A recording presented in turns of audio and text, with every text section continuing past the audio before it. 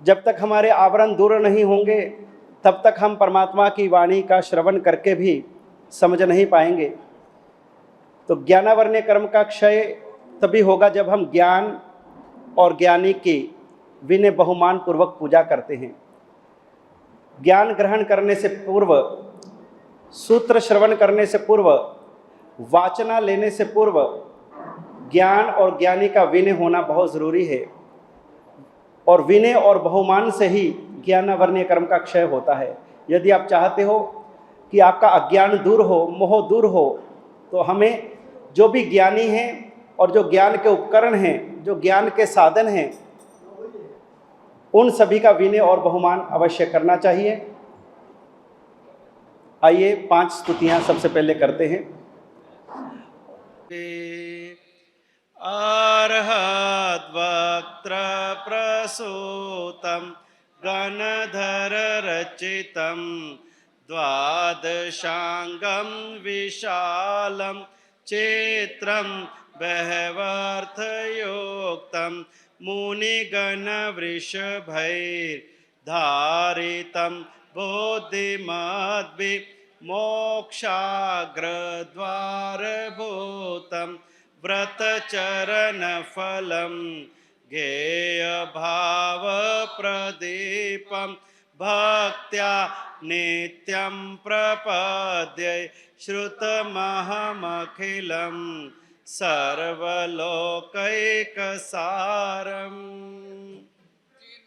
जिन जो जन भूमि वाणी नो विस्तार, प्रभु अर्थ प्रकाशे रचना गण दरसार। सौआगम सुनता छेदी जे गति चार, प्रभु वचन बखाने लहिए भवनो पार। आगम ते जिनवर बाखियो गण दरते हैडे राखियो, तेहणो रस जेने चाखियो तेहु। ओम ह्रीं श्री तत्वबोध रूपाय श्री सम्यक ज्ञान पदाय नमः स्वाहा। ओम श्रीं श्रीमती ज्ञानाय नमः।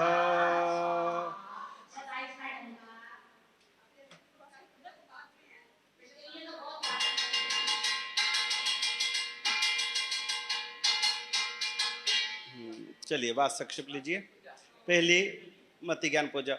ओम ह्रीं श्रीमती ज्ञानाय नमः। ओम ह्रीं श्रीमती ज्ञानाय नमः। ओम ह्रीं श्रीमती ज्ञानाय नमः। ओम ह्रीं श्रीमती ज्ञानाय नमः। ओम ह्रीं श्रीमती ज्ञानाय नमः। ओम ह्रीं श्रीमती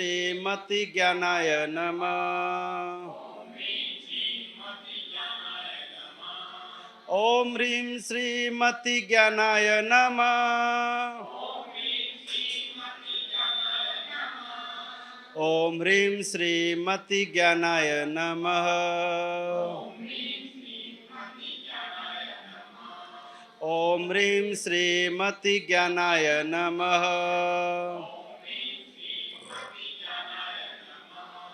ओम ह्रीं श्रीमती ज्ञानाय नमः।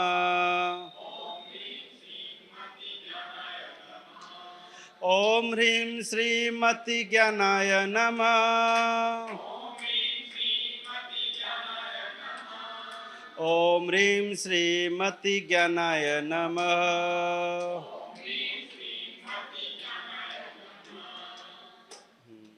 चलिए दूसरी पूजा का नाम श्रुत ज्ञान पूजा।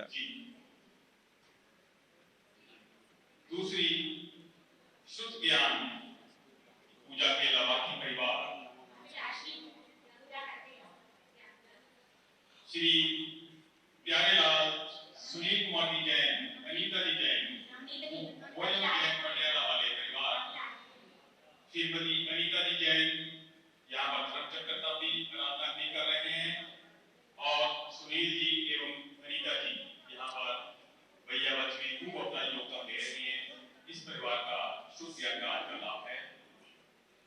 ओम ह्रीं श्री नमो नाणस्य ओम ह्रीं नमो नाणस्य ओम ह्रीं नमो नाणस्य।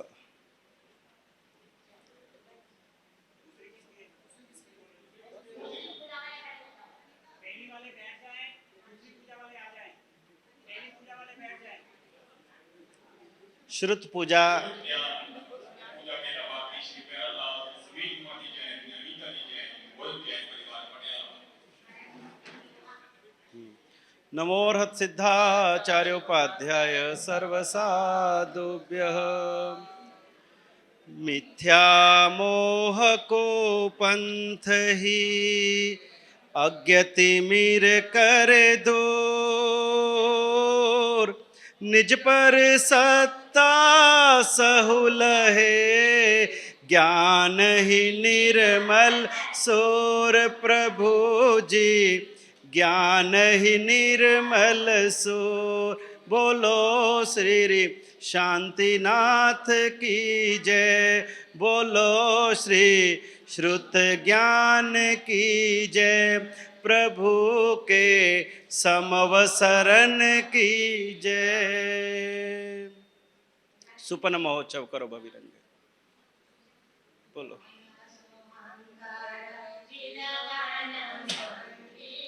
सप्तभंगी मत सारे रे जन सुहंक शुद्ध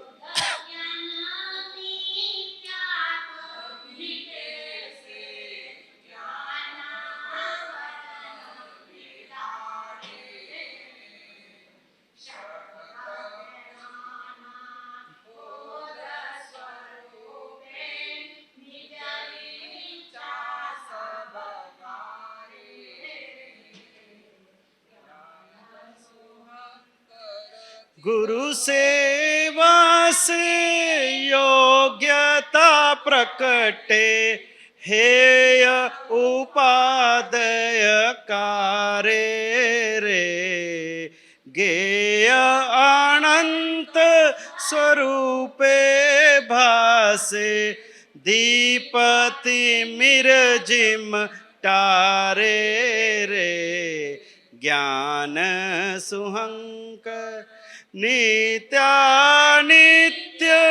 नाश अविनाशी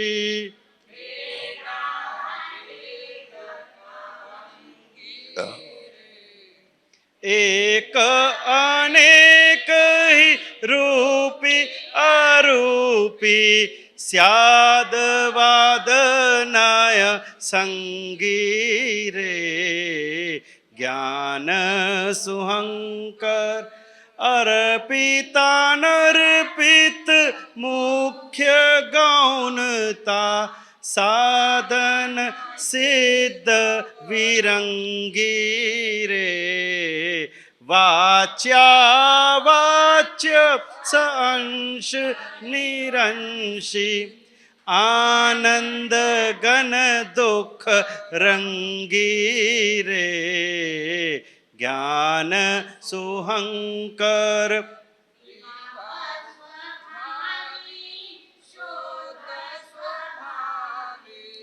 वीतराग जड़ संगी रे संशय सर्व ही दूर निवारे संशय सर्व ही दूर निवारे आत्म समरस चंगी रे ज्ञान सुहंकर चिदगन संगी सप्तभंगी मत सारे रे। ओम ह्रीं श्री तत्वबोध रूपाय श्री सम्यक ज्ञान पदाय नमः स्वाहा। ओम ह्रीं नमो नानस ओम श्री सुत ज्ञानाय नमो नमः।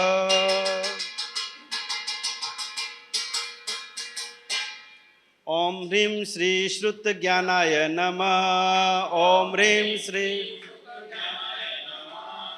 ओम ह्रीं श्री श्रुत ज्ञानाय नमः। ओम ह्रीं श्री श्रुत ज्ञानाय नमः। वो है माइक इनके पास। ओम ह्रीं श्री श्रुत ज्ञानाय नमः। ओम ह्रीं श्री श्रुत ज्ञानाय नमः। ओम ह्रीं श्री श्रुत ज्ञानाय नमः। ओम ह्रीं श्री श्रुत ज्ञानाय नमः। ओम ह्रीं श्री श्रुत ज्ञानाय नमः। अवधि ज्ञान पूजा, तीसरी पूजा। अवधि ज्ञान की पूजा के अलावा श्रीमती ज्योत्सना जी बहन, विमल चंद जी कोठारी अहमदाबाद से यहाँ पर बता रहे हैं उनकी ये लाभ लिया है उन्होंने।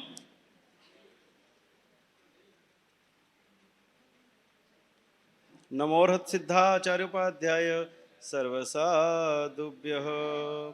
स्यादवाद रस से भरे जग उद्धारण का, आगम पूजो भाव से श्रुतदायक जिन राज, श्रुतदायक जिन राज। श्री अवधि ज्ञान की जय, बोल श्री महावीर की जय, प्रभु के समवसरण की जय। अब तो प्रभु जी का ले लो सर।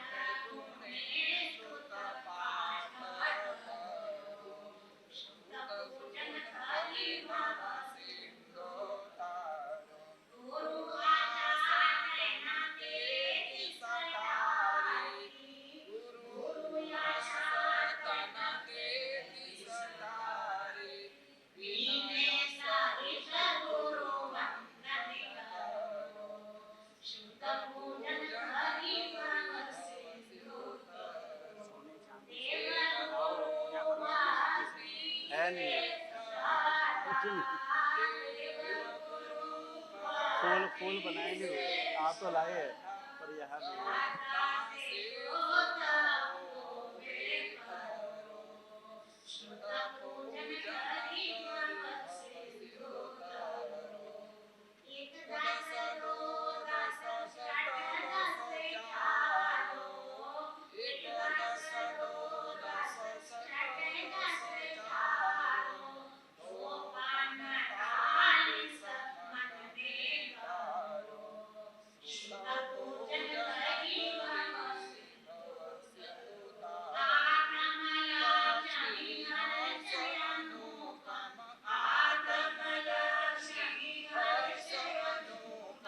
वल्लभ श्रुत भंडार भरो।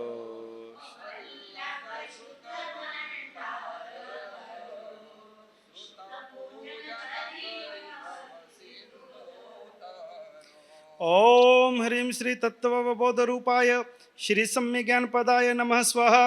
ओम श्री अवधि ज्ञानाय नमः स्वाहा। ओम ह्रीं नमो नानस नमो नमः।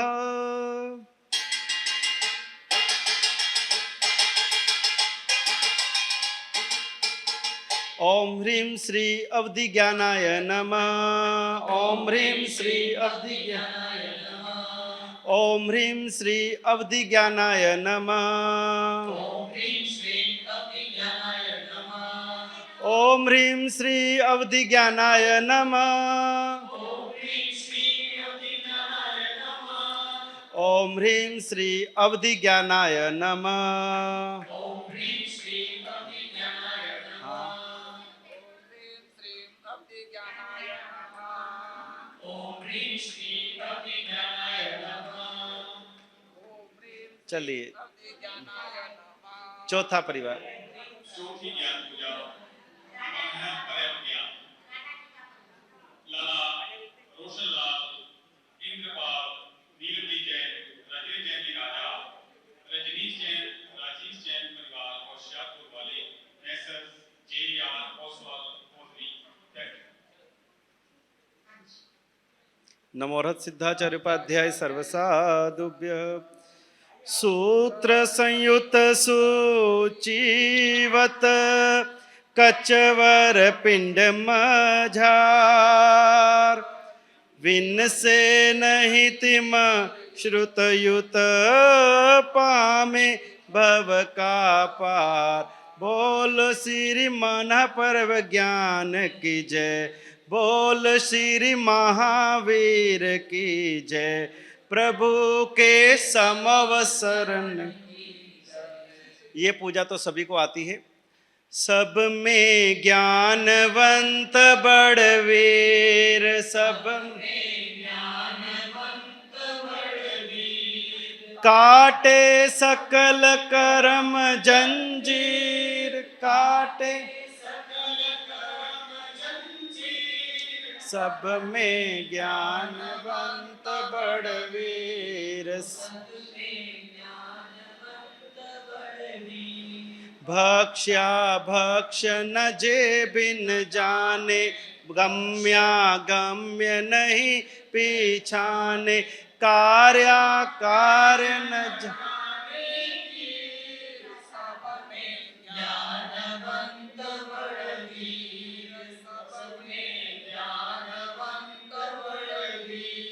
प्रथमे ज्ञान ही दया पिछाने, अज्ञानी नर सो नहीं जाने, ऐसे कहे सिद्धांत वीर। सब में ज्ञानवंत बड़वीर, सब में ज्ञानवंत बड़वीर।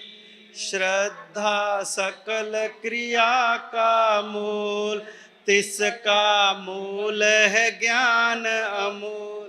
सच्चा ज्ञान करो मन दिल, सब में ज्ञानवंत बड़वीर, सब में ज्ञानवंत बड़वीर। पांचों ज्ञानों में श्रुत प्रधान, स्वपर प्रकाश जग में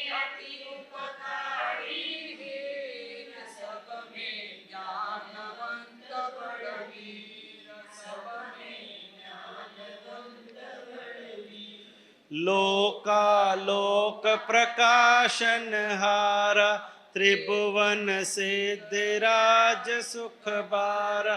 सच्चिद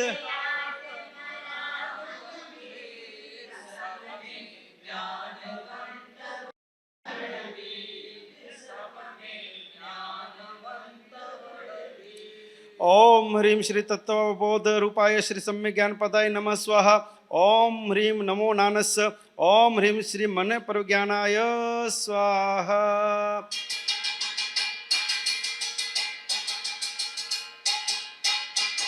ओम ह्रीं श्री मन प्रज्ञानाय नमः। ओम ह्रीं ओम ह्रीं श्री मन प्रज्ञानाय नमः। ओम श्री मन परव ज्ञानाय नमः। ओम श्री मन परव ज्ञान, ओम ह्रीं श्री मन परव ज्ञानाय नमः।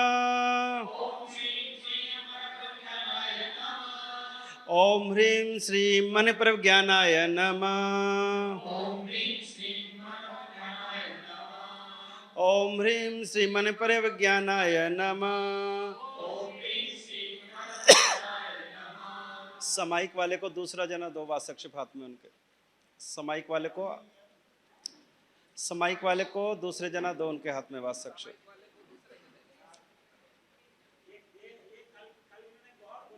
हाँ जी साथ में रखिए, बहुत भाग्यशाली है। ओम ह्रीं श्री मने परव ज्ञानाय नमः। ओम ह्रीं श्री मने परव ज्ञानाय नमः।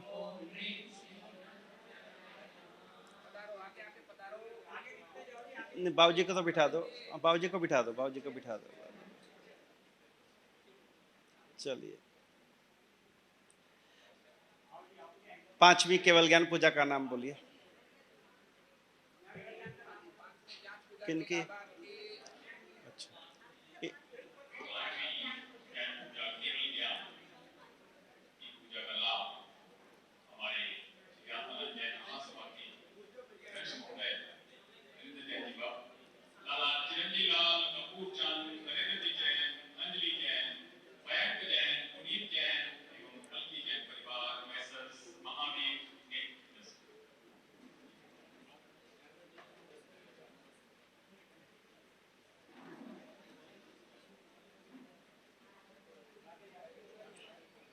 हाँ जी। नमोरथ सिद्धाचार्य उपाध्याय सर्वसाधुभ्य। निर्मल केवल ज्ञान है सकल सहाय निवार, ज्ञान असाधारण है यही पंचम गति दाता। बोल श्री केवल ज्ञान की जय, बोल श्री महावीर की, प्रभु के समवसन, शिरोमणि सूत्र कल्प सूत्र की। भवदधि पार उतार।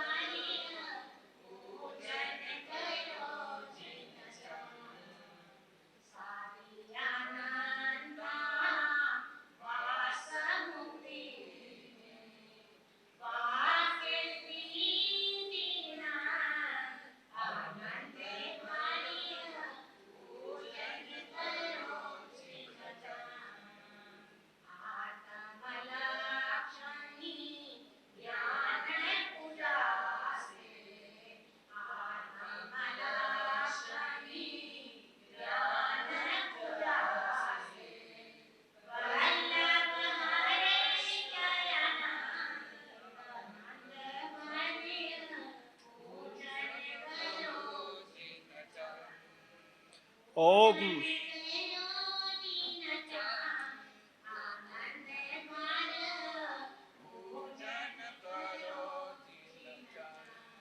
ओम ह्रीं श्री तत्वबोध रूपाय श्री सम्य ज्ञान पदाय नमः स्वाहा। ओम ह्रीं नमो नानस। ओम ह्रीं श्री केवल ज्ञानाय स्वाहा। ओम ह्रीं श्री केवल ज्ञानाय नमः। ओम ह्रीं श्री केवल ज्ञानाय नमः। ओम ह्रीं श्री केवल ज्ञानाय नमः। ओम ह्रीं श्री केवल ज्ञानाय नमः। ओम ह्रीं श्री केवल ज्ञानाय नमः। ओम ह्रीं श्री केवल ज्ञानाय नमः। ओम ह्रीं श्री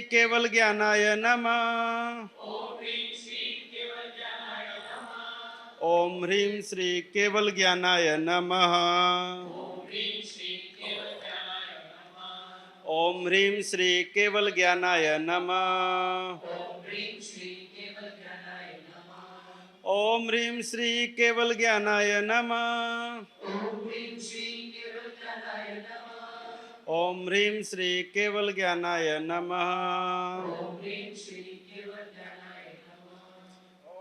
श्री केवल ज्ञानाय नमः।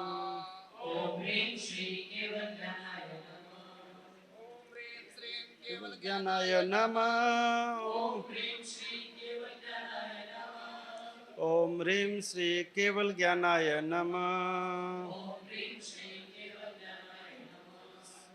चलिए अष्ट प्रकार पूजा वाले तैयार रहें।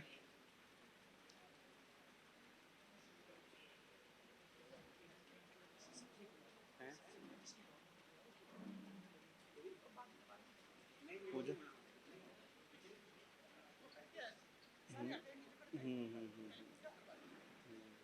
अष्ट प्रकार पूजा।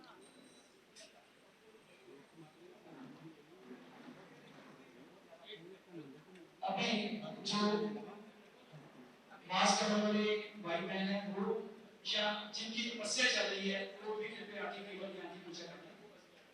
जिनकी तपस्या चल रही है या मास्क करने वाले वो भी आगे अगर पूजा करने का भाव होती है आगे पूजा करें। अष्टप्रधारी पूजा के बाद ही वो आए। पहले अष्टप्रधारी पूजा होगी, जो हमारा विधान चल रहा है पहले वो पूरा हो।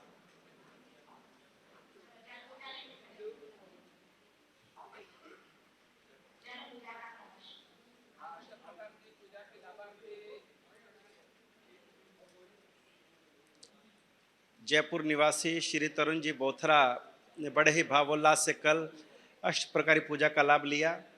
यद्यपि उनको कल ही कहीं निकलना था, लेकिन उन्होंने अपना ये लाभ श्री प्रवीण जी को सौंप करके गए कि मेरी तरफ से आप यह अष्ट प्रकारी पूजा वहाँ करवा दीजिएगा।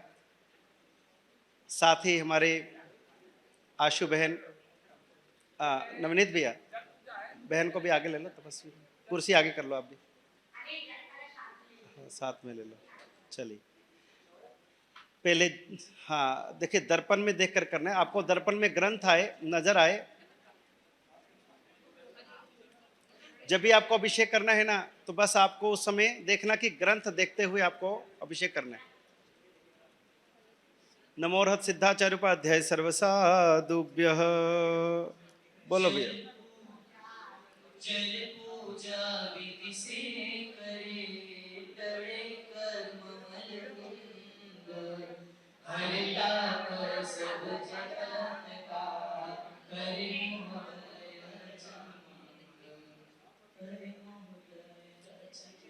ओम ह्रीम श्री तत्वबोध रूपाय से सम ज्ञान पदाय जलम यजामहे स्वाहा। दर्पण में करना है, दर्पण के ऊपर, दर्पण में करना है। हाँ शीशे के ऊपर करो, शीशे से पहुंचेगा ग्रंथ तक, शीशे के ऊपर। हाँ हाँ पहले पहले अभी सादा जल करेंगे, शीशे पे। हाँ शीशे पे, शीशे पे। हाँ हाँ, टोकरी, टोकरी के अंदर थाली रख दो, टोकरी के अंदर थाली रखो। एक जना हाथ से पकड़ लो ना शीशा, एक जना शीशा हाथ से पकड़ लो, बस है क्या।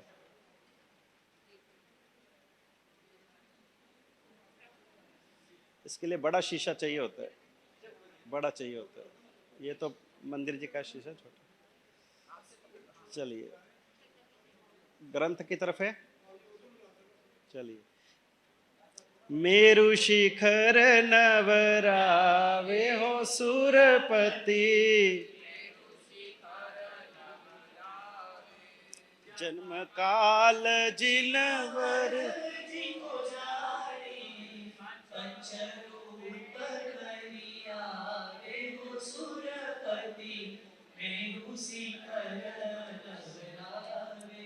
हाँ जी सादा पानी लीजिए,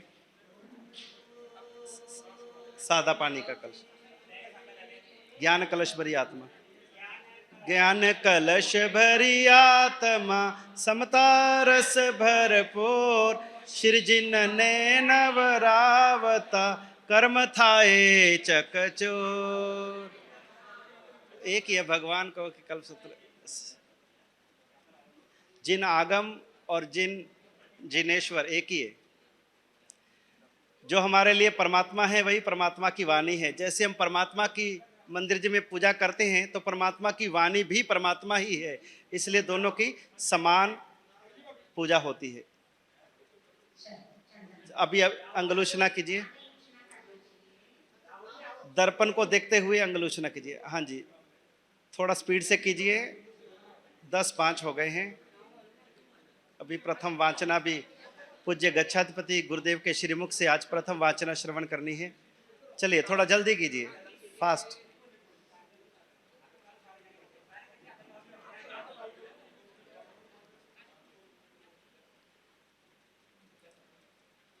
लावे लावे मोती सा सेठ नहवन जल लावे रे,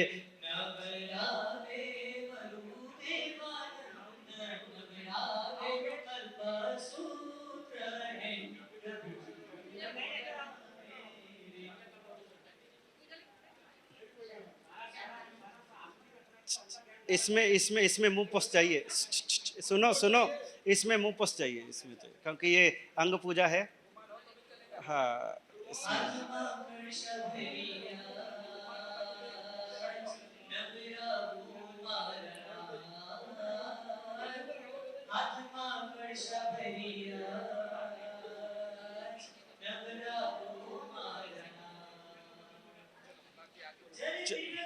चलिए अंगुलोचना कीजिए। अंगुलोचना दर्पण के ऊपर, दर्पण पे अंगुलोचना कीजिए। अरे, दर्पण पे एक एक करके 3 अंगुलोचना कर दीजिए। चलिए, एक दूसरा अंगुलोचना लीजिए, दूसरा अंगुलोचना लीजिए, दूसरा अंगुलोचना कीजिए। चलिए, तीसरा अंगुलोचना लीजिए।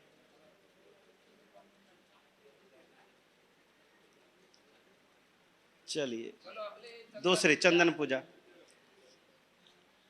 नमोर्हत सिद्धाचरपद्य सर्वसाधुभ्यः शीतल गुण जिह्वा बसे, शीतल जिह्वर अंग, आत्म शीतल कारणे, पूजो अर्हत।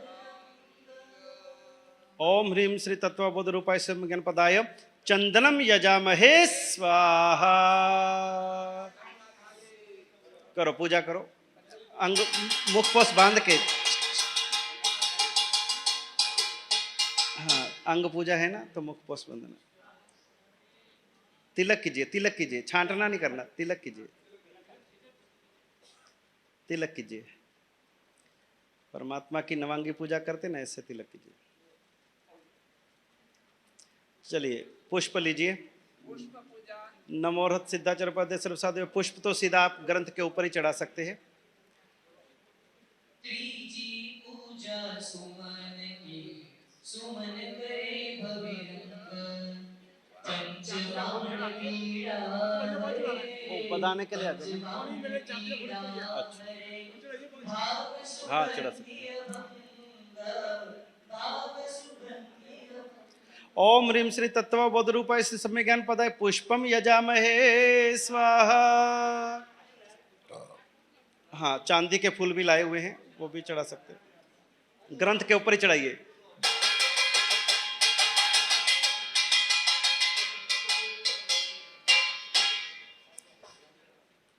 પાંચ કોડીના ફૂલડા પામ્યા દેશ અઢાર, કુમાર પાલ રાજા થયો, વર્તયો જય જયકાર। ચડાવો जी, फूल चढ़ाओ।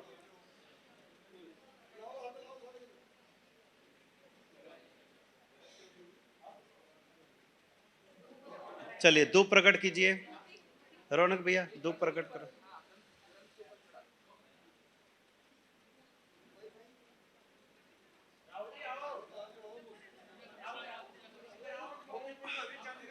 हाँ जी, हाँ जी, इसके ऊपर, ग्रंथ के ऊपर ही चढ़ाना। आओ जी, पुष्प पूजा। धूप लीजिए।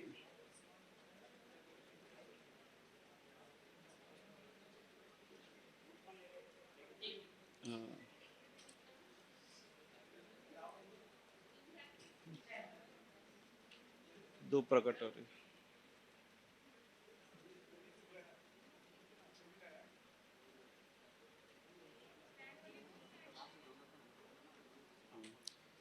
हाँ जी, कल्प सूत्र के लाभार्थी परिवार तपस्वी बहने, वो भी पधार जाए साथ ही।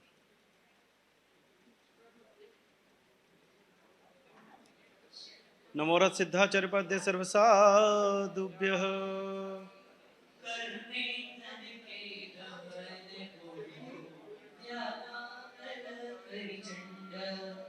द्रव्य धूप करियात्मा, सहज सुगंधित मंड, सहज सुगंधित मंड। ओम ह्रीं श्री तत्वबोध रूपाय श्री सम्यक ज्ञान पदाय धूपम यजामहे स्वाहा।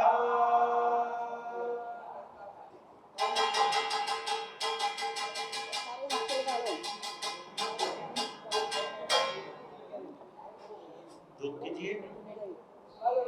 हाँ, धूप दानी में रख दीजिए।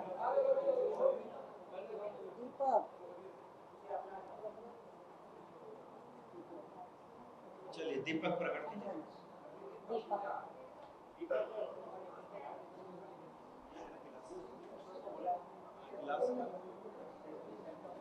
ये गिलास ले लो इसमें। ये है। नमो सिद्धाचरपद सर्वसाधुभ्यः। द्रव्य दीपक विभावरी दीपित करे सब दूर भाव दीपक जिन भक्ति से प्रगटे केवल सूर प्रगटे केवल सूर। ओम ह्रीं श्री तत्वबोध रूपाय समगणपदाय दीपम यजामहे स्वाहा।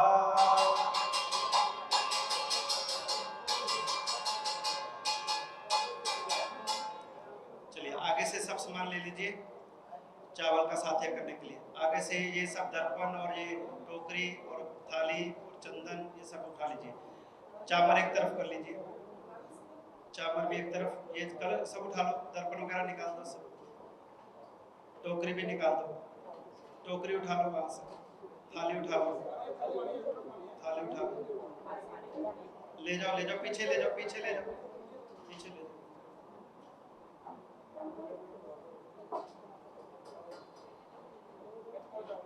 चलिए चावल हाथ में रखिए।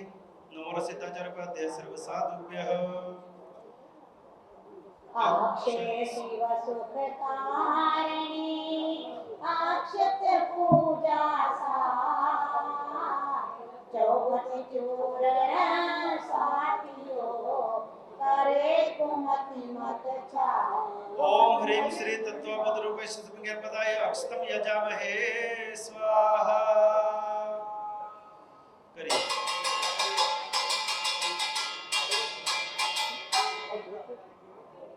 तीन ढगली, तीन ढगली, तीन ढगली, नीचे तीन कीजिए। हाँ तीन।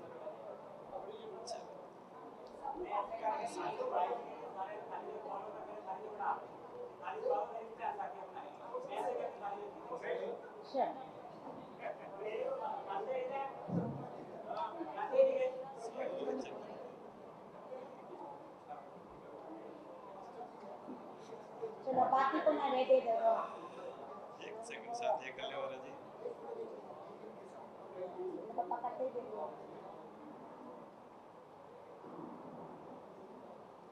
अक्षत पूजा करता थका सफल करो अवतार फल मांगो प्रभु आगले तार तार मुझता अक्षय पद लेवा बनी अक्षत पूजा सार चौगति चूरन साथियो तार तार मुझता दर्शन ज्ञान चारित्र न आराधन थे सार सिद्ध शिलानी ऊपर हो मुझ वास श्री का। चलिए थाली हाथ रख लीजिए आराम से। ये बैग और रुमाल अंगुश एक तरफ कर लो। ये राजा विवेक ये बैग नीचे कर दो और अंगुश ले जाओ। अरे जल्दी कीजिए कल को चलिए नमो सिद्धाचरपद सर्वसाधुभ्यः। सुचि नैवेद्य रस सरस शोभय अष्टावध धार विविध जाति पकवान से पूजे त्रिभुवन पाल पूजे त्रिभुवन पाल। ये थैली इधर है, इधर है। ओम ह्रीं श्री तत्वबोध रूपाय समगणपदाय नैवेद्यम यजामहे स्वाहा। अनाहार पद दीजिए हे जिन दीन दयाल करो अर्चन नैवेद्य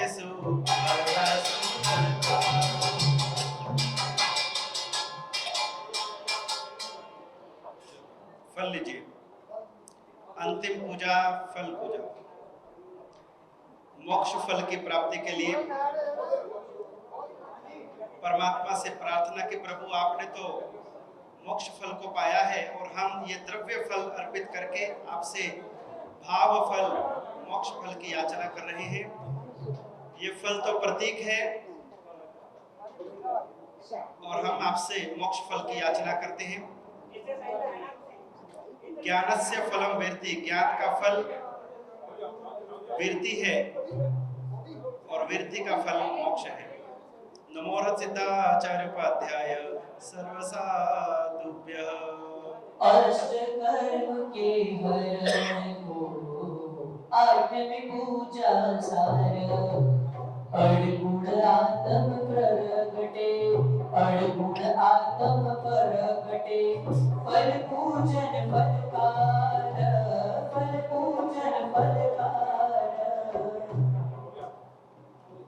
नारंगी आम खरबूजा पवित्र और उम्दा फल, मुकत फल पान को भगवन तेरे आगे चढ़ाता हूँ। सताया हूँ मैं कर्मों का तेरे दरबार आता हूँ। तू ही सबका स्वामी है तुझे मस्तक झुकाता हूँ। ये पूजा अष्ट प्रकारी मिटावे अष्ट कर्मों को, ये पूजा अष्ट प्रकारी मिटावे अष्ट कर्मों को। इसीलिए अति सुंदर तेरी पूजा रचाता हूँ। सताया हूँ मैं कर्मों का तेरे दरबार आता हूँ। तू ही सबका स्वामी है तुझे मस्तक झुकाता हूँ। सताया हूँ मैं कर्मों का तेरे दरबार आता हूँ। तू ही सबका स्वामी है तुझे मस्तक झुकाता हूँ। पूज्य गुरुदेव से विनंती कीजिए कि गुरुदेव पधारे। हाँ, कल्पसूत्र जी की विधि पूरी हो चुकी है। अब गुरुदेव को वहराने की विधि प्रारंभ होगी। गुरुदेव पधारेंगे, उसके बाद कल्पसूत्र जी के वहराने का लाभ जिस परिवार ने लिया है वह गुरुदेव को अपने हाथों से ये कल्पसूत्र आज वहराएंगे।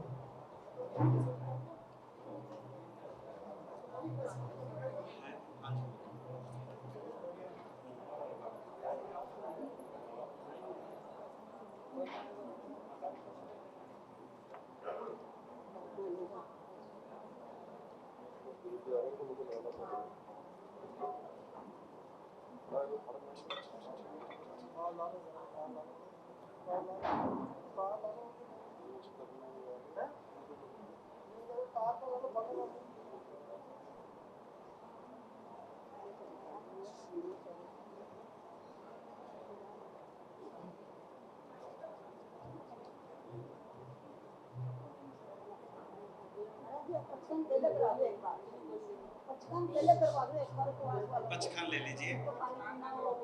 उपवास वाले हाथ जोड़िए।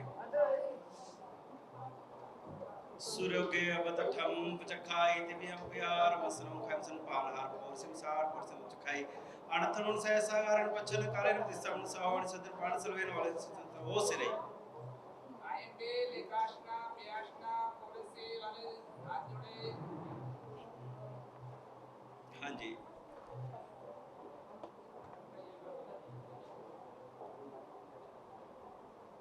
उगेश्वरे नमकार संयम पोरसिम सब चखाई उगेश्वर जबियम परमसम पानु खाई मनु से मत बचाए आयम बिलम के चक्रण से सागर लेवा लेविन के ससर टकतगन पटिन गासम चखाई ब्यासम चखाई तिवियम परमसम से सागर सागरे कारण आउंटन सारंग गुरु पठन पारिठा वन्य मंत्र सन पान सरवेन वाले विन चतन वो से रही।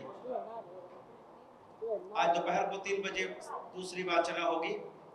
दोपहर को 3 बजे कल्पसूत्र जी की दूसरी वाचना होगी। अवश्य ही आप सभी पधारिएगा। और कल की व्याख्यान सुबह का कश्मीर गार्डन में होगा। सुबह सभी को वहीं पर पहुंचना है। सभी के नाश्ते की व्यवस्था, दोपहर के भोजन की व्यवस्था और शाम के भोजन की व्यवस्था, तीनों समय की पूरी व्यवस्था कश्मीर गार्डन में है। ब्यासने की व्यवस्था बोलो। 32 उपवास की तपस्या की तरफ वो आगे बढ़ रहे हैं। हम उनकी तालियां बजाकर खूब अनुमोदना करते हैं।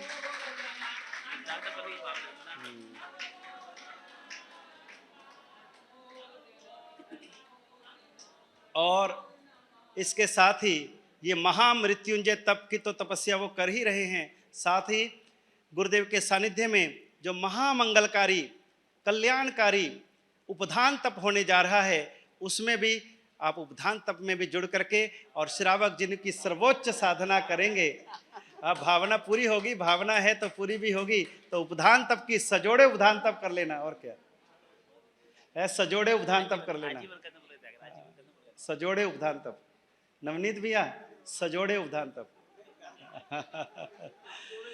आजीवन कंदमूल का त्याग है, बहुत बहुत अनुमोदना। आजीवन कंदमूल का त्याग कर लो, कर लो, कर लो, हो जाना है।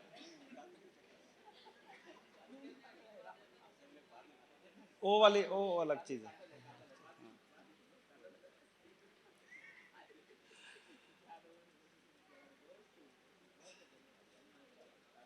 हेलो, बहुत बहुत अनुमोदना। चलिए, अभी कल्पसूत्र जी वोहराने के लाभार्थी, पुण्यशाली भाग्यशाली परिवार, स्वर्गीय श्री शिखर चंद जी, शीलावंती जी खान का डोगरा परिवार के वंशज, श्रीमती रचना जैन, श्री श्रीपाल जी, अंकित मीशा जैन, रचित सांजल जैन, भव्यम खुशबू नायरा जैन, खान का डोगरा परिवार लुधियाना परिवार आगे पधारे और गुरुदेव को पर्वाधिराज पर्यूषण के पर्व दिनों में सूत्र शिरोमणि सूत्राधिराज श्री कल्प सूत्र जी को वोहराने का परम पुण्य लाभ आपने प्राप्त किया है।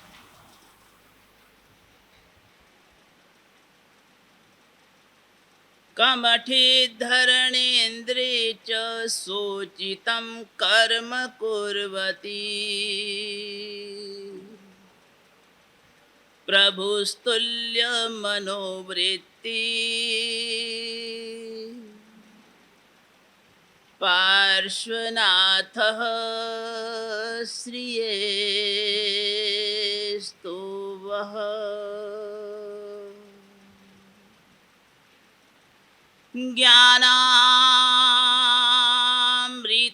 ज्ञानामृतेन लोकानां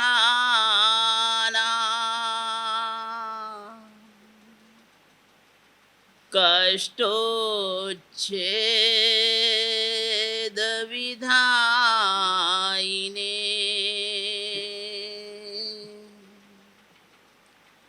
ऐदं युगेन वीराय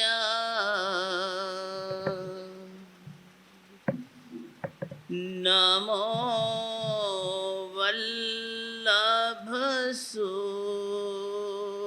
वल्लभसूरये।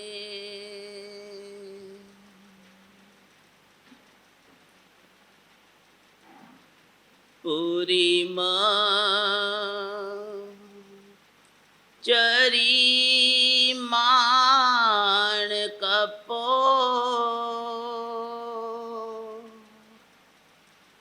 मंगलम वर्धमान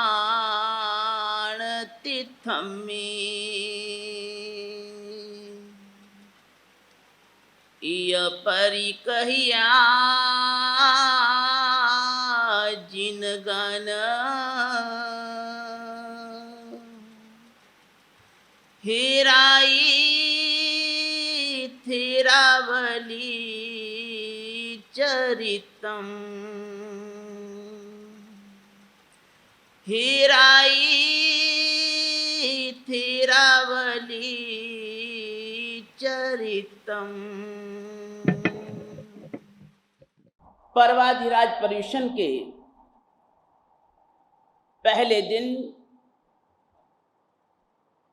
28 व्याख्यान की पहली वाचना में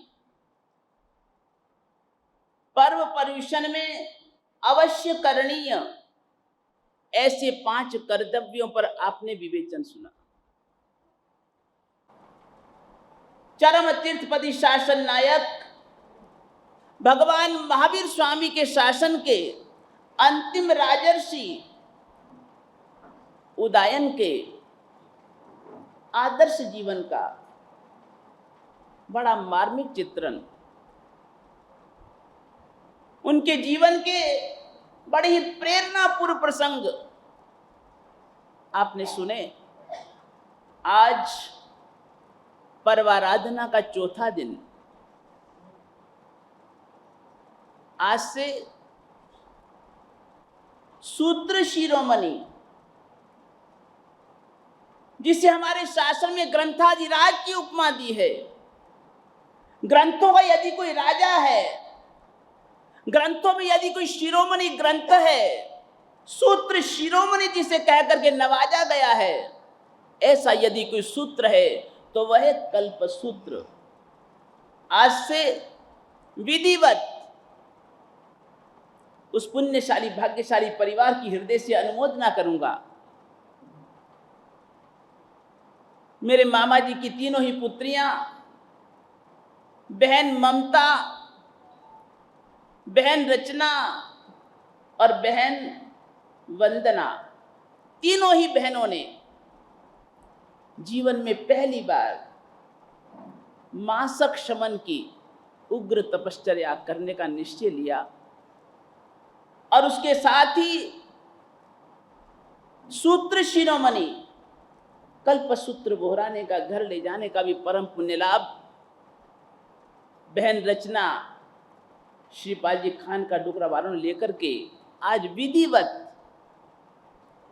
सबसे पहले सूत्र शिरोमणि ग्रंथ रत्न को यहाँ पर लाया गया। जय जयकारों के बीच बाजते गाजते सूत्र की श्रुत पूजा, जो हमारा एक वार्षिक कर्तव्य है, उसके अनुसार हमने सूत्र की 5 ज्ञान पूजाएं करी, अष्ट प्रकारी पूजा करी। जिस तरह से परम परमात्मा की हम पूजा करते हैं, अर्चना करते हैं, उसी प्रकार से परमात्मा की वाणी का भी आज विधिवत पूजन किया गया, अष्ट प्रकारी पूजा करी गई। और उसके बाद अहोभाव से भर करके विनय बहुमान पूर्वक गुरु भगवंतों को बोहराया गया। और अब हम मंगलाचरण पूर्वक आज उसकी प्रथम वाचना का शुभारंभ करने जा रहे हैं। आज से 4 दिनों में हम कल्प सूत्र की 8 वाचनाओं को गुरुमुख से श्रवण करेंगे और अंतिम दिन वार्षिक पर्व संवत्सरी पर्व के दिन इस कल्प सूत्र की मूल वाचना, जिसे 12सा सूत्र कहा जाता है और जिसके 1215 सूत्र हैं, 1215 सूत्र हैं, इसलिए उसको 12सा सूत्र कहा जाता है। ऐसे कल्प सूत्र का ही जो 4 दिनों में आप विवेचन सुनेंगे, वर्णन सुनेंगे, उसी का मूल रूप, जिसको परमात्मा की मूल वाणी कहा जाता है। वर्ष भर में एक ही दिन ऐसा आता है, एक ही दिन ऐसा आता है संवत्सरी महापर्व का दिन, जिस दिन हम गुरुमुख से परमात्मा की मूल वाणी, उसमें कोई भी हम परिवर्तन नहीं करते। मूल वाणी परमात्मा की, जिस भाषा में परमात्मा ने अपने मुख से जन जन के मन को जागृत करने के लिए, उद्बुद्ध करने के लिए, प्रबुद्ध करने के लिए जो अपने मुख से देशना प्रवाहित करी, मूल स्वरूप उसका हम वर्ष के एक दिन संवत्सरी वाले दिन आपको सुनाते हैं। कल्प सूत्र की वाचना प्रारंभ करूं उससे भी पहले कल्प क्या है, सूत्र क्या है, कल्प का अर्थ क्या है और सूत्र की व्याख्या क्या है, कल्प सूत्र किसे कहा जाता है, कल्प सूत्र का मुख्य विषय क्या है, परिपाद्य विषय क्या है, उसको मैं संक्षिप्त में बताऊंगा। कल्प यानी कि आचार। आप कल्प सूत्र का तो प्रतिवर्ष श्रवण करते हैं, लेकिन कल्प सूत्र है क्या, कल्प का अर्थ क्या है, सूत्र का अर्थ क्या है और कल्प सूत्र में क्या है, थोड़ा समझ लेना जरूरी है। कल्प यानी कि आचार। क्या है कल्प यानी कि, बोलो तो सही, कल्प यानी कि आचार। और उसके साथ शब्द है सूत्र, कल्प सूत्र, सूत्रम सूचनकृत, सूत्र अर्थात सूचन करने वाला, उसे कहा जाता है सूचन करने वाला अर्थात सूत्र। यानी कि जो सूत्र, जो ग्रंथ आचार का सूचन करता है, उसे कहा जाता है कल्प सूत्र। जिस ग्रंथ रत्न में सबसे पहले आचार मर्यादाओं का निरूपण किया गया है, प्ररूपण किया गया है, जो हमारे अरिहंत परमात्माओं ने हमारे गीतार्थ गुरु भगवंतों ने, महामनीषी महापुरुषों ने जो हमारे जीवन को सही दिशा में आगे बढ़ाने के लिए और सही मंजिल तक पहुंचाने के लिए, मुक्ति मंजिल तक पहुंचाने के लिए जो हमारे लिए मर्यादाओं का निरूपण किया है, जो हमारे आचार्य निश्चित किए हैं, उन आचार और मर्यादाओं का सही रूप से जिसमें निरूपण किया गया है, प्ररूपण किया गया है, जिसको आत्मसात करके हम आचरित करके जीवन में ढाल करके जिस सांचे के अनुसार अपने जीवन को ढाल करके हम अपने लक्ष्य को हासिल कर सकते हैं, अपनी मंजिल को प्राप्त कर सकते हैं, ऐसे आचार मर्यादाओं का निरूपण करने वाला यदि कोई सूत्र है तो वह कल्प सूत्र। आचार, परमात्मा कहते हैं आचारः परमो धर्मः, आचार ही परम धर्म है। और यह निश्चित समझना, आचार बिना के केवल कोरे जो विचार हैं वह महत्वहीन है, उसका कोई मूल्य नहीं है, कोई वैल्यू नहीं है, जीरो।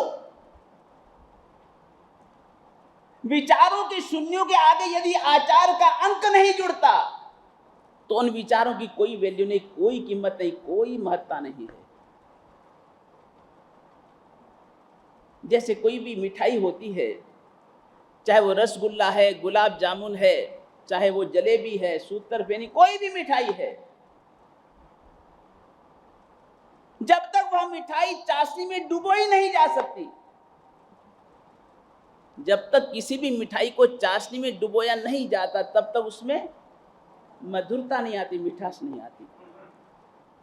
और जिसमें मिठास नहीं, वह मिठाई क्या? मिठास के बिना वह पसंद भी नहीं की जाती। उसी तरह से ज्ञानी कहते हैं कि विचारों की मिठाई को जब तक आचार की चाशनी में नहीं डाला जाता तब तक उसमें मिठास नहीं आती, उसमें माधुर्य प्रकट नहीं होता, मधुरता नहीं आती, और इसलिए वह जन जन को आकर्षित भी नहीं कर पाती।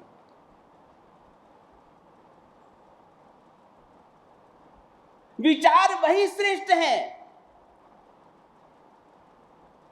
जो वाणी के माध्यम से जीवन की धरती पर उगते हैं। जब विचारों की घटाएं वचन के आकाश में उमड़ घुमड़ कर और आचार की बूंदें बन जीवन की धरती पर बरसती हैं, तो निश्चित ही सत्य, संयम, सेवा, सदाचार और स्नेह की हरियाली से जीवन धरती पुष्पित पल्लवित हो उठती है, हरी भरी हो उठती है। मैं कई बार कहा करता हूं, हमारी विचारों की तस्वीर तो बहुत अच्छी है, लेकिन यदि हम विचारों की तस्वीर को आचार के फ्रेम में बढ़ा दें तो तस्वीर भी चमक उठेगी और हमारा घर की शोभा भी बढ़ाएगी।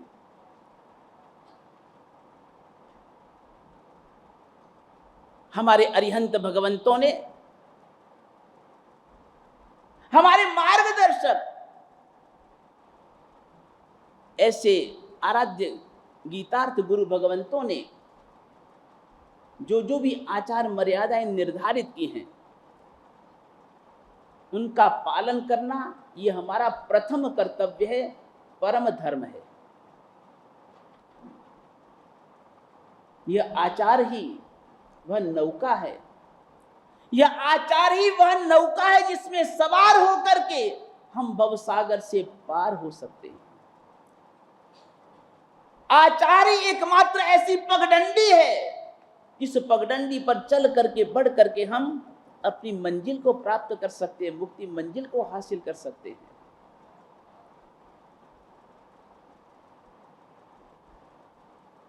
आचार मर्यादाएं, जब तक नदी दो किनारों की मर्यादाओं में बहती है, जब तक नदी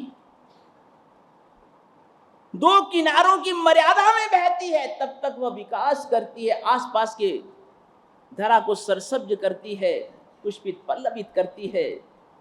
और जैसे ही अपने किनारों के बंधनों को तोड़ देती है, मर्यादाओं का उल्लंघन कर देती है, तो वह विकास नहीं विनाश को सर्जित कर देती है।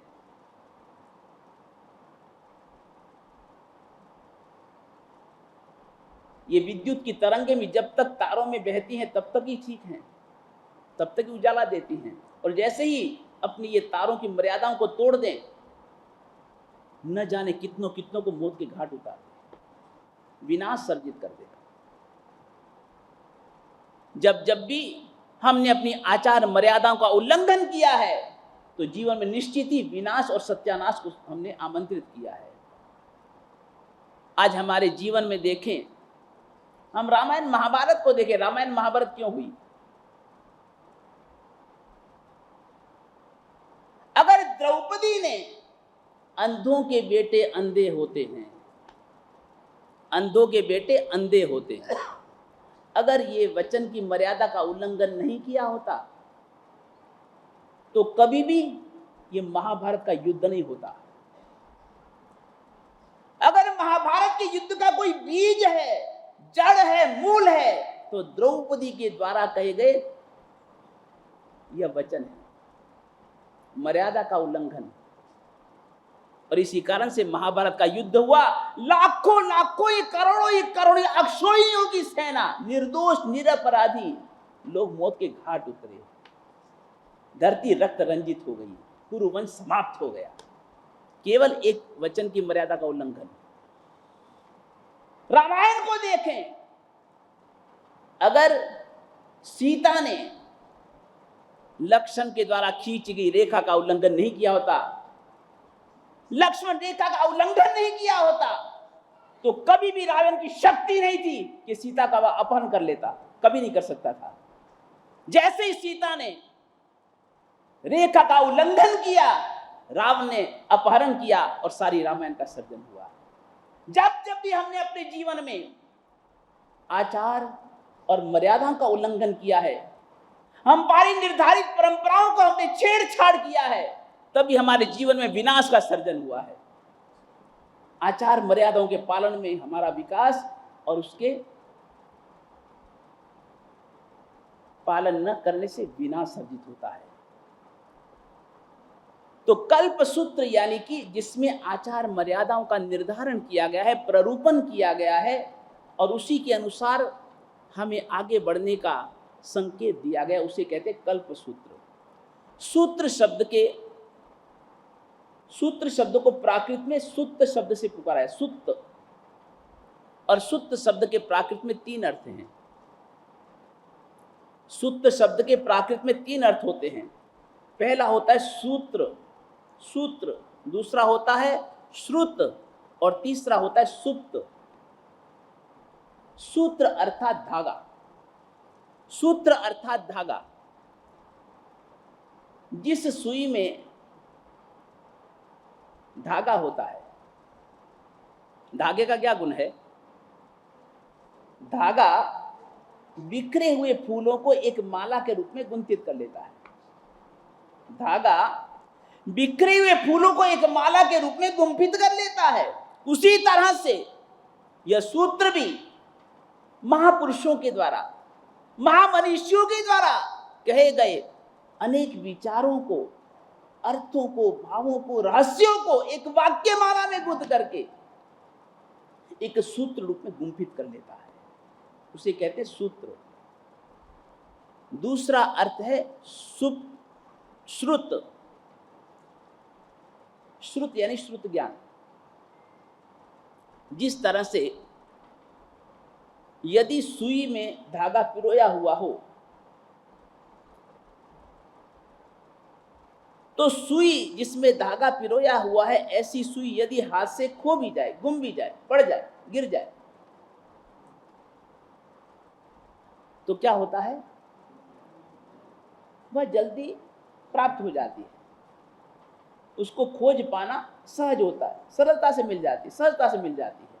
उसी तरह से जिस आत्मा में श्रुत ज्ञान होता है, चाहे वह आत्मा पूर्व जन्मों के दुष्कर्म उदय के कारण, पापोदय के कारण, यदि संसार की विषय वासनाओं में यदि एक बार भटक भी जाए, खो भी जाए, गुम भी हो जाए, कोई घबराने की जरूरत नहीं।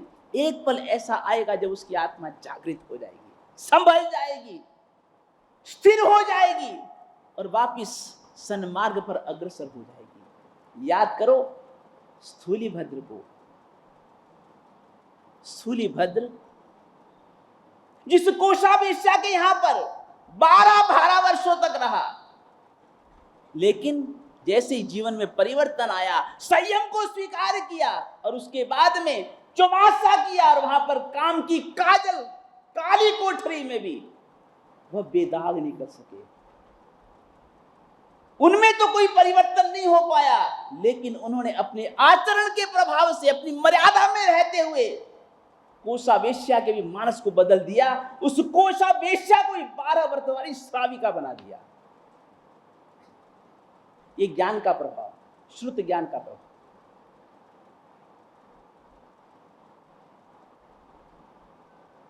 तीसरा अर्थ है सुप्त, यानी कि सोया हुआ। जो शब्दों की सैया पर भावों की गहराई लिए सोया रहता है। जिस तरह सोए व्यक्ति को जगाने पर वह प्रबुद्ध होकर के वापिस पुनः कार्यरत हो जाता है, कार्यशील हो जाता है, उसी तरह से जिसमें सुप्त यानी कि भाव और अर्थ जिसमें छिपा रहता है और उसका चिंतन करके जब हम जागृत करते हैं उसे, तो निश्चित एक नया ज्ञान विज्ञान प्राप्त होता है, एक नया चिंतन उभरता है और उससे हमारा जीवन आलोकित होता है, प्रकाशित होता है, एक नई प्रेरणा मिलती है, एक नई दिशा सर्जन होती है। ऐसे सूत्र शब्द के तीनों ही अर्थों का सामंजस्य स्थापित करके हमें अपने जीवन को प्रकाशित करना है। हमें अपने जीवन को सही दिशा की ओर अग्रसर करके आत्म कल्याण की ओर अग्रसर होना है। इस कल्प सूत्र में 10 आचारों का वर्णन किया गया है।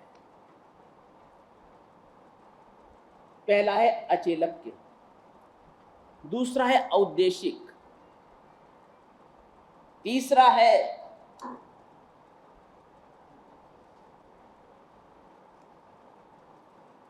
शय्यातर, चौथा है राजपिंड, पांचवा है कृतिकर्म यानी कि वंदन व्यवहार, छठा है व्रत, सातवां है ज्येष्ठ कल्प, आठवां है प्रतिक्रमण कल्प, नौवां है मास कल्प और 10वां अंतिम है पर्युषणा कल्प। ये 10 प्रकार के आचारों का परमात्मा ने जो निरूपण किया, हम संक्षिप्त में एक एक पर थोड़ा चिंतन करेंगे। सबसे पहला है अचेलक्य। चेल कहते हैं वस्त्र को और अचेल कहते हैं वस्त्र रहित, बिना वस्त्र का। पहले और अंतिम तीर्थंकर, तीर्थंकरों की अपेक्षा हम चिंतन करें तो पहले और अंतिम तीर्थंकर भगवंत। यह एक निश्चित है कि जब भी कोई भी तीर्थंकर आत्मा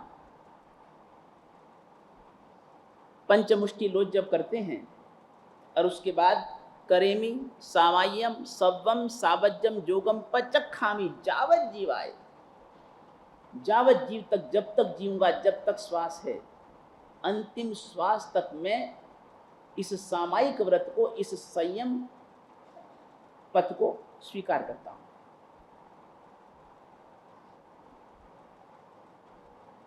और संयम पथ को स्वीकार करते हैं उसी पल, उसी समय सबसे पहले सौधर्मेंद्र परमात्मा के कंधे पर देवदुष्य वस्त्र स्थापित करता है। सौधर्मेंद्र आचार के अनुसार उसकी मर्यादा है, सौधर्मेंद्र परमात्मा जैसे ही सामायिक व्रत को, संयम व्रत को स्वीकार करते हैं, उसी पल, उसी क्षण सौधर्मेंद्र परमात्मा के दाहिने कंधे पर देवदुष्य वस्त्र स्थापित करता है। तो पहले और अंतिम तीर्थंकर परमात्मा के दीक्षा के समय जो सौधर्मेंद्र ने उनके कंधे पर देवदुष्य वस्त्र रखा, वह उनके जीवन में 1 वर्ष से भी कुछ अधिक समय तक उनके कंधे पर रहा। उसके बाद वह वस्त्र उतर गया। जब तक उनके कंधे पर देवदुष्य वस्त्र रहा, तब तक वह सचेलक कहे गए, वस्त्र सहित कहे गए।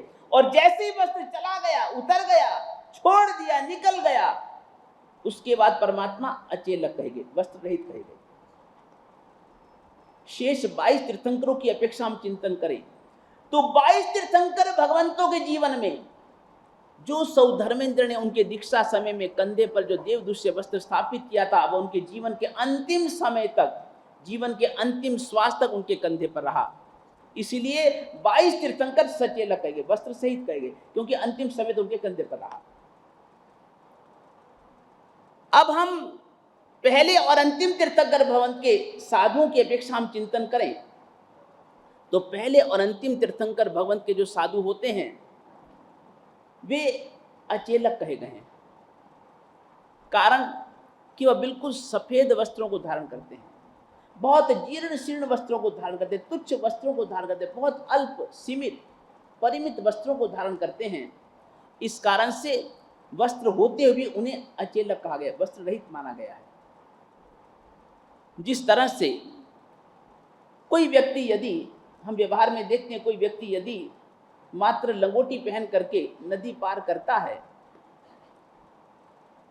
तो उसकी स्थिति को देख करके लोग क्या कहते हैं, जन समुदाय कहता है यह तो भैया नग्न होकर के इसने नदी पार किया है, मात्र लंगोटी पहन करके नग्न होकर नदी पार किया। मान लो कोई धोबी आदि को हम वस्त्र धोने के लिए देते हैं तो व्यवहार में बार बार कहते हैं अरे भैया जल्दी कपड़े हम नंगे घूमे भैया। एक व्यवहार की भाषा है। यानी कि पहले और अंतिम तीर्थंकर भवन के साधु ऐसे जीर्ण शीर्ण प्राय तुच्छ वस्त्रों को धारण करते हैं, अल्प सीमित और परिमित वस्त्रों को धारण करते हैं, जिस कारण से वो वस्त्र होते हुए भी उनको अचेलक माना गया है। शेष 22 तीर्थंकर भवन के जो साधु होते हैं वह तो बहुमूल्य विविध वर्णी रंग बिरंगे बढ़िया से बढ़िया वस्त्रों को धारण करते हैं और इस कारण से वे सचेलक माने गए हैं। और कुछ साधु 22 तीर्थंकर भगवंतों के भी कुछ मुनि सफेद वस्त्रों को जीर्ण शीर्ण प्राय तुच्छ वस्त्रों को धारण करने से वह अचेलक भी माने गए हैं। यानी कि 22 तीर्थंकर भगवंतों के लिए यह अनियत काल है, बाकी पहले और अंतिम तीर्थंकर भगवंत के साधु तो अचेलक ही माने गए हैं। दूसरा आचार औद्देशिक। औद्देशिक यानी कि अशन पान खादिम स्वादिम, यानी आहार पानी भोजन आदि जो भी वस्तुएं हैं, अशन पान खादिम स्वादिम, वस्त्र पात्र कंबल रजोहरण, वस्त्र हैं पात्र हैं कंबल रजोहरण आदि जो भी उपदि है, तो ये जो है अगर तो किसी ने एक साधु के निमित्त लिया हो, एक साधु के निमित्त लिया हो या साधु समुदाय के निमित्त लिया हो, तो पहले और अंतिम तीर्थंकर भवन के साधु को चाहे किसी साधु को लेकर या किसी साधु समुदाय के निमित्त यदि ये वस्तुएं ली हों तो वह किसी भी साधु साध्वी को नहीं कल्पता है, अगर उसके निमित्त लिया गया है तो, उसको उद्देशित करके लिया गया है तो। लेकिन 22 तीर्थंकर भवन के जो साधु होते हैं उनमें यदि एक साधु विशेष या साधु समुदाय के विशेष को लेकर के जो बनाया हो तो जिसके निमित्त बनाया गया है उस साधु या उस साधु समुदाय को नहीं कल्पता, बाकी सबको कल्पता है। तो इसको कहते हैं औद्देशिक आहार पानी आदि को। तीसरा है शय्यातर। शय्यातर अर्थात जिस स्थान पर साधु साध्वी स्थिरता करते हैं, निवास करते हैं, उसके घर के मालिक को, उस स्थान के मालिक को शय्यातर कहा जाता है। शय्यातर, शय्यातर के घर का चाहे वो अशन है, पान है, खादिम है, स्वादी है, वस्त्र है, कंबल है, रजोहरण है, सुई है, उस्तरा है, चाहे वो नख काटने का अस्त्र विशेष है या कान को शोधन करने का कोई अस्त्र विशेष है, कोई भी किसी भी प्रकार की कोई वस्तु, ये 12 प्रकार की जो वस्तु हैं इसमें से किसी भी प्रकार की वस्तु 24 तीर्थंकर भगवंतों के शासन के किसी भी साधु साध्वी को शय्यातर के घर की नहीं कल्पती है, नहीं लेनी चाहिए। उससे क्या होता है, उससे एक तो अनेशनीय का प्रसंग आता है, दूसरा वसति स्थान आदि का दुर्लभ होने की संभावना रहती है। तो इस तरह की अनेक प्रकार के दोषों की संभावना होने से शय्यातर के घर की कोई भी वस्तु 24 तीर्थंकर के किसी भी साधु साध्वी को नहीं कल्पती है। अगर मान लीजिए किसी स्थान पर, किसी गांव नगर में एक ही घर है जिसके घर में रहना है और वही घर है जिसके घर से आहार ग्रहण करना है, गोचरी पानी लेना है, अगर ऐसी स्थिति है तो क्या किया जाए? तो उस घर पर दिन भर रहो कोई दिक्कत नहीं, आहार पानी ग्रहण करो कोई दिक्कत नहीं, उस घर में साधु या साध्वी को रात भर जगना होता है, सो नहीं सकता। उस घर में साधु साध्वी को रात भर जगना होता है, सोना नहीं, नो सोना नहीं, सोना भैया। और सुबह उठ करके अन्य स्थान पर जाकर के प्रतिवन करना, उस घर में प्रतिवन भी नहीं करना है, रात भर उस घर में रहना है तो जागो, जागते रहो, जागते रहो, जागते रहो, साधना करते रहो, आराधना करते रहो, जब तक सब करते रहो, और सुबह उठ करके अन्य स्थान पर जाकर के प्रतिगमन करो तो वह घर शय्यातर नहीं होता है, उस घर के आहार पानी कल्पता है। अगर मान लीजिए रात भर वहां पर सो लिए और दूसरे घर जाकर के प्रतिगमन किया, दोनों घर शय्यातर हो गए, दोनों के घर की भी कोई चीज कल्पती नहीं है। लेकिन अगर शय्यातर के घर की, मान लो कोई तिनका है, कोई मिट्टी का ढेला है, कोई राख वगैरह लेनी है, या कोई मान लो पीठ के पीछे रखने के लिए कोई पाटा वगैरह चाहिए, या मान लो लकड़ी का पाटा वगैरह बैठने उठने के लिए, शैया के सोने के लिए चाहिए, शैया चाहिए, संथारा चाहिए, कोई लेप आदि वस्तु वगैरह कोई जरूरत हो, और या मान लो कोई उपदेश सहित कोई अपने बेटे को ही देने को राजी हो जाए, लो बाप जी इसको साथ में ले जाओ दीक्षा देने के लिए, तो भैया वो कल्पता भैया, वो तो कल्पता है, उसमें कोई दिक्कत नहीं, नो प्रॉब्लम भैया। तो इस तरह से ये सामान्य जो वस्तु हैं ये शय्यातर के घर की कल्पती हैं, बाकी शय्यातर के घर की 24 तीर्थंकर भवंतों के शासन के साधु साध्वी को कोई भी चीज नहीं कल्पती है। एक तो उसने स्थान दिया और फिर उसके ऊपर हम बोझ रूप बने, यह उचित नहीं। उसके मन की भावना बनी रहे, उनकी मनोदशा सही बनी रहे, साधु संतों के प्रति उसकी श्रद्धा सद्भावना बनी रहे, ये इसके पीछे उद्देश्य है। चौथा कर्तव्य है राजपिंड। राजा किसे कहा जाता है? जिसे पुरोहित, अमात्य यानी मंत्री, नगर सेठ, सार्थवाह और सेनापति, ये पांचों मिलकर जिसका अभिषेक करते हैं, ये पांचों मिलकर जिसका अभिषेक करते हैं, मस्तकाभिषेक, राज्याभिषेक, उसे कहा जाता है राजा। ये पांचों जिसके साथ हो उसको कहा जाता है राजा। ऐसे राजा के घर का कोई भी पिंड यानी कि अशन, पान, गोची, पानी, आहार आदि, अशन, पान, खादिम, स्वादिम, वस्त्र, कंबल, रजोहरण आदि, ये वस्तुएं जो पहले और अंतिम तीर्थंकर भवन के साधु हैं उनको नहीं कल्पती है। कारण कि अगर वो राजा के घर में जाते हैं आहार पानी आदि के लिए, एक तो उसमें खाद्य का लोभ, लघुत्व, निंदा आदि दोष, अनेक प्रकार के दोषों की संभावना है। दूसरा, राजा के घर में वैसे राजमहल में भीड़ लगी रहती है, मेला लगा रहता है, लोगों का आना जाना, खूब आवागमन लगा रहता है, तांता लगा रहता है, उससे उनके समय भी निरर्थक जाता है, अधिक समय जाता है, उससे स्वाध्याय आदि साधना में भी व्याघात पड़ता है, समय अधिक निरर्थक जाता है। और तीसरा, कई बार हर तरह के लोग होते हैं, हर जाति के लोग होते हैं, हर वर्ग वर्ण के लोग होते हैं। कई साधु को मुंडित मस्तक को देख करके अपशुकन की बुद्धि से कोई प्रहार भी कर सकते हैं। तो इस तरह से कितने दोषों की संभावना को देखते हुए परमात्मा ने पहले और अंतिम तीर्थंकर भवन के साधु को राजा के घर का अशन पान आदि का निषेध किया है। लेकिन 22 तीर्थंकर भवन के जो साधु होते हैं वह तो ऋजु और प्राज्ञ होते हैं। अगर इस प्रकार का कोई दोष की उन्हें संभावना नजर आती है तो वह राजा का अशन पान आदि ग्रहण नहीं करते हैं। और अगर उन्हें लगता है इसमें कोई दोष नहीं लगने वाला है, क्योंकि वो ज्ञानी होते हैं, प्राज्ञ होते हैं, अगर उन्हें दोष की संभावना नहीं लगती है तो वो राजा के घर में भी जा सकते हैं और उनका भी आहार पानी ग्रहण कर सकते हैं। पांचवा आचार है कृति कर्म यानी कि वंदना। वंदन विवाह जो किया जाता है उसमें 2 प्रकार के वंदना है, अभ्युत्थान और द्वादशावर्त वंदन। अभ्युत्थान यानी कि कोई भी यदि हमारे से बड़ा आता है तो हमारा स्वाभाविक कर्तव्य बन जाता है हम अपने खड़े होकर के उठ करके उनका अभिवादन करें, उसको कहते हैं अभ्युत्थान वंदन। दूसरा होता है द्वादशावर्त वंदन। हम जो अहो कायम काय करके जो वंदना करते हैं, गुरु को वंदना करते हैं, उसको भी वंदना कहा जाता है।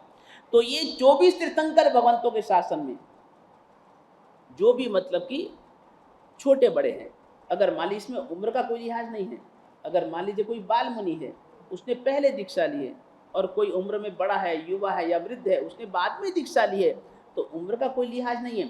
जो भी दीक्षा पर्याय में संयम पर्याय में बड़ा है वो बड़ा माना जाएगा, जिसने बाद में दीक्षा ली है वह छोटा गिना जाएगा। छोटा मुनि बाद में जो दीक्षित है वह पूर्व दीक्षित को वंदना करेगा, नमन करेगा, वंदन विवाह जो भी वैसा करेगा। तो इस तरह से कृति कर्म यानी कि जो भी साधु छोटे बड़े के हिसाब से जो पहले दीक्षित है वो बड़ा है, बाद में दीक्षित छोटा है, बाद में दीक्षित मुनि पूर्व दीक्षित मुनि को वंदना करे, यह एक आचार है, कृतिकर्म यानी वंदन व्यवहार है। छठा आचार है व्रत। व्रत यानी कि ये जो महाव्रत हमारे यहाँ है,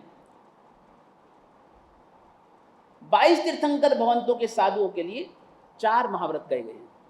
22 तीर्थंकर भगवंतों के साधु साधुओं के लिए 4 महाव्रत कहे गए हैं, क्योंकि उनमें स्त्री को भी द्विपद परिग्रह रूप में स्वीकार कर लेने से हमने परिग्रह का पचखान ले लिया, तो हमारा ये भी स्त्री का भी पचखान हो गया। इस कारण से वो जानते, इस कारण से उसको अलग मैथुन महाव्रत को अलग नहीं रख करके वो इसी में परिग्रह में उसका निवेश कर दिया गया।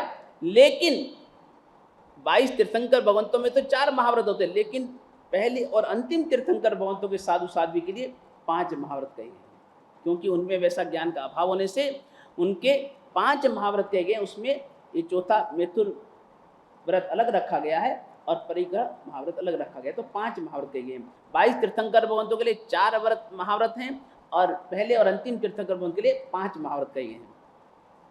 7वां कल्प है, 7वां आचार है ज्येष्ठ कल्प, यानी कि छोटे बड़े का व्यवहार कैसे करना। मान लीजिए अगर कोई राजा और मंत्री दोनों साथ में दीक्षा ले लेते हैं, सेठ और मुनि दोनों साथ में दीक्षा ले लेते हैं, यदि मान लो पिता पुत्र साथ में दीक्षा ले लेते हैं, माँ बेटी साथ में दीक्षा ले लेते हैं, काका भतीजा साथ में दीक्षा ले लेते हैं, मामा भांजा साथ में दीक्षा ले लेते, तो क्या किया जाए।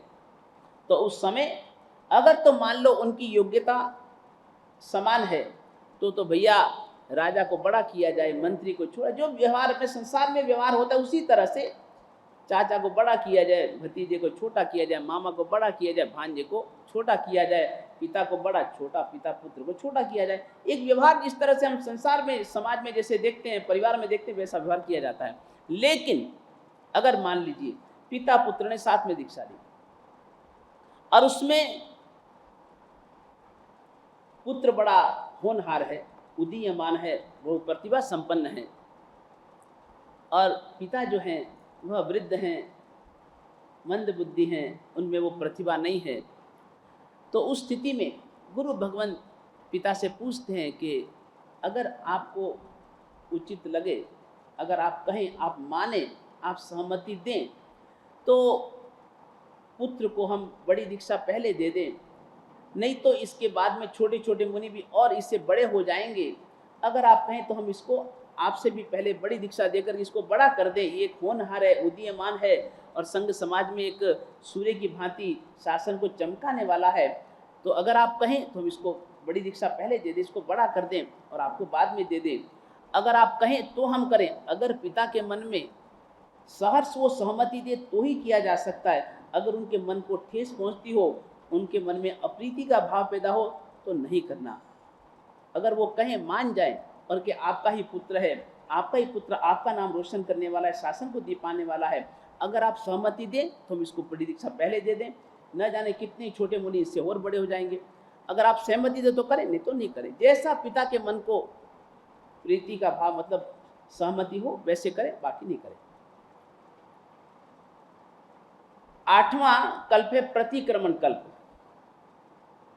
पहले और अंतिम तीर्थंकर भगवान के साधु को प्रतिक्रमण करना आवश्यक है, चाहे दोष लगे चाहे न लगे, उनको प्रतिक्रमण अवश्य करना ही चाहिए। और उनके लिए 5 प्रतिक्रमण का विधान है। 5 प्रतिक्रमण: देवसिक, रात्रिक, सुबह का, शाम का प्रतिक्रमण, पाक्षिक प्रतिक्रमण 15 दिन के बाद जो किया जाता है पाक्षिक प्रतिक्रमण, चौमासी प्रतिक्रमण जो 4 महीने के बाद में किया जाता है, और सांवत्सरिक प्रतिक्रमण जो संवत्सरी के दिन किया जाता है।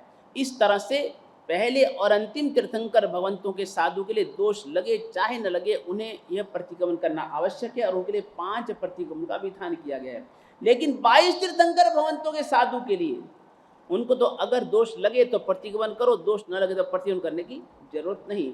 और दोष लगे भी तो केवल उनके लिए देवसिक रात्रि ये 2 ही प्रतिक्रमण है। उनके लिए पाक्षिक प्रतिक्रमण, चौमासी, सांवत्सरी प्रतिक्रमण का विधान नहीं है, क्योंकि जैसे दोष लगेगा उसके हाथों हाथ वो शुद्धि कर लेंगे। देवसिक प्रतिक्रमण या रात्रि प्रतिक्रमण कर लें, उनको पाक्षिक प्रतिक्रमण या चौमासी, संवत्सरी प्रतिक्रमण करने की कोई आवश्यकता नहीं है। 9वां है मास कल्प। मास कल्प यानी कि किसी भी साधु साध्वी को एक स्थान पर शेष काल में, चातुर्मास को छोड़ करके शेष काल में 1 महीने से अधिक स्थिरता नहीं करनी चाहिए। किसी भी स्थान विशेष पर 1 महीने से अधिक शेष काल में साधु साध्वी को स्थिरता नहीं करनी चाहिए। उसमें अनेक प्रकार के अति परिचय होने से अनेक प्रकार के दोषों की संभावना रहती है। यदि मान लो मजबूरी है, दुर्भिक्ष है, रोग है, अशक्ति आदि कोई कारण हो गया, मान लो कि विहार नहीं कर सकते, मजबूरी है, तो कम से कम उस उपाश्रय को छोड़ करके कोई सोसाइटी में दूसरा उपाश्रय में चले जाएं, कोई दूसरे मोहल्ले में दूसरे उपाश्रय में चले जाएं, यानी स्थान परिवर्तन कर दे, वो स्थान छोड़ दे 1 महीने भर में। और अगर मान लीजिए ऐसी स्थिति नहीं है तो कम से कम जिस स्थान पर रुके हैं दूसरा कोई उपासरा नहीं है, दूसरा कोई स्थान नहीं रहने के लिए, तो कम से कम उस उपाश्रय के कोने को बदल के भी इस कोने में रहते तो उस कोने में चले जाएं, उस कोने के बाद उस कोने में चले जाएं, यानी महीने भर में स्थान परिवर्तन भी कर लेना चाहिए। एक आचार का पालन करना चाहिए, नहीं तो कम से कम 1 महीने से ज़्यादा एक स्थान पर साधु को नहीं रहना चाहिए। 1 मास कल्प का विधान किया गया है। लेकिन ये पहले और अंतिम तीर्थंकर भगवंतों के साधु के लिए, और 22 तीर्थंकर भगवंतों के साधु के लिए तो अगर दोष लगता है तो महीने के पहले भी विहार कर जाओ, दोष नहीं लगता है तो भले पूर्व कोटि वर्ष तक भी एक स्थान पर है तो उनके लिए कोई विधान नहीं है। अंतिम आचार है पर्युषणा कल्प। पर्युषणा कल्प, उससे नियमतः एक स्थान पर स्थिरता करना, उसको भी पर्युषणा शब्द से अभिप्रेत किया गया है। और दूसरा पर्युषणा यानी कि ये जो वार्षिक पर्व, सांवत्सरिक पर्व, जो वार्षिक पर्व है उसको भी पर्युषणा कल्प के नाम से कहा गया है। सांवत्सरिक पर्व तो पहले हमारे शासन में भाद्रवा सुदी पंचमी को संवत्सरी मनाई जाती थी। भाद्रवा सुदी पंचमी को संवत्सरी मनाई जाती थी, लेकिन आचार्य भगवान कालकसूरी जी महाराज ने द्रव्य क्षेत्र काल भाव को देख करके, समय स्थिति को देख करके उन्होंने इसमें परिवर्तन किया और उसके बाद में भाद्रवा सुदी चौथ को संवत्सरी मनाई जाने लगी। और उसके बाद से शिष्ट पुरुषों ने जो भी समय देख करके निर्णय लिया वो मान्य है, और उसको स्वीकार करते हुए तब से लेकर के आज तक हम भाद्रवा सुदी चौथ को ही संवत्सरी की आराधना करते हैं। अब रही बात दूसरा पर्युषणा कल्प, यानी कि नियम से एक स्थान पर रहना, उसे भी पर्युषणा कल्प कहा गया है। उस दृष्टि से हम चिंतन करें तो वह पर्युषणा कल्प 2 प्रकार का है, सालंबन और निरालंबन। सालंबन यानी कि किसी विशेष कारण से एक स्थान पर रहना, तो कितना रह सकते हैं, तो उसके लिए कहा गया कि उत्कृष्ट रूप से 1 महीना पहले, फिर उसके बाद 4 महीना चौमासे की, और चौमासे के बाद 1 महीना और। तो इस तरह से अगर मजबूरी से रहना भी पड़े तो 6 महीने उत्कृष्ट रूप से हम एक स्थान पर रह सकते हैं। और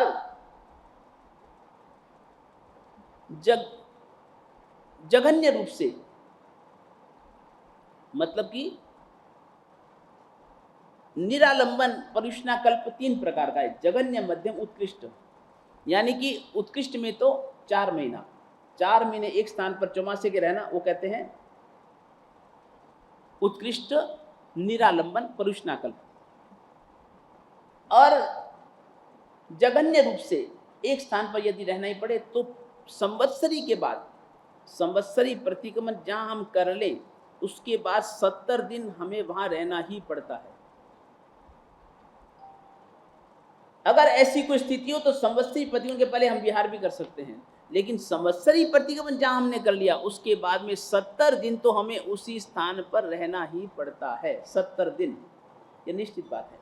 पहले क्या हुआ करता था, पहले कोई उपाश्रय नहीं हुआ करते थे, कोई ऐसे हमारे लिए अलग विशेष स्थान नहीं बना करते थे, उपाश्रय नहीं होते थे, तो हमें स्थान की याचना करनी पड़ती थी। हम घरों में जाते, श्रावकों के यहाँ पर जाते, देखते भी इसका घर बड़ा है, मान लो इसके घर में एक आध कमरा विशेष है, अलग है, जहाँ पर मतलब कि कोई नहीं रहता है, और ये यहाँ पर ये स्थान साधु संतों को रहने के लिए दे सकते हैं, इसकी अनुकूलता है, सुविधा है, तो उस घर में जाकर के याचना किया करते कि भैया अगर तेरी सुविधा हो, तेरी अनुकूलता हो, दे सकता तो भैया हमको 7 दिन रहने के लिए भैया तू स्थान दे दे, 7 दिन रहने के लिए स्थान दे दे।